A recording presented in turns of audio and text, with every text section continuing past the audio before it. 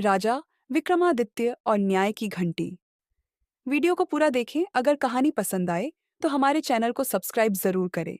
राजा विक्रमादित्य अपनी न्यायप्रियता और बुद्धिमत्ता के लिए प्रसिद्ध थे। उनके महल में एक न्याय की घंटी लगी थी, जिसे कोई भी अन्याय से पीड़ित व्यक्ति बजाकर न्याय की गुहार लगा सकता था। एक दिन दरबार में अचानक घंटी बजने की आवाज गूंजी।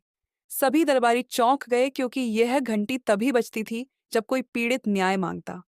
जब सैनिक बाहर जाकर देखते हैं तो वहां एक गरीब बूढ़ी औरत कांपते हुए हाथों से घंटी की रस्सी खींच रही होती है। राजा विक्रमादित्य ने तुरंत उस महिला को दरबार में बुलाया और स्नेहपूर्वक पूछा, माता, किसने तुम्हारे साथ अन्याय किया? बूढ़ी औरत की फरियाद।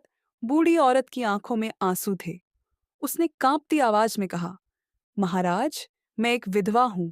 मेरे पास केवल एक गाय थी जो मेरा एकमात्र सहारा थी, लेकिन एक निर्दयी जमींदार ने उसे मुझसे छीन लिया।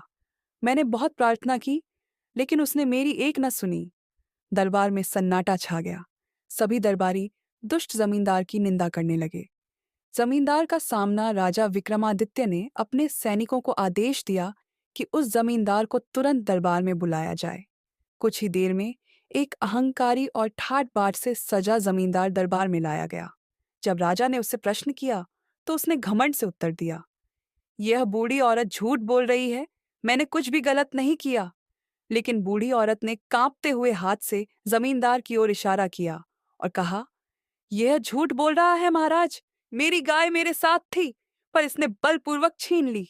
राजा विक्रमादित्य का न्याय। राजा विक्रमादित्य कुछ देर तक शांत रहे।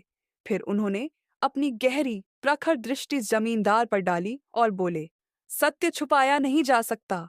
अन्याय करने वाले को दंड अवश्य मिलेगा।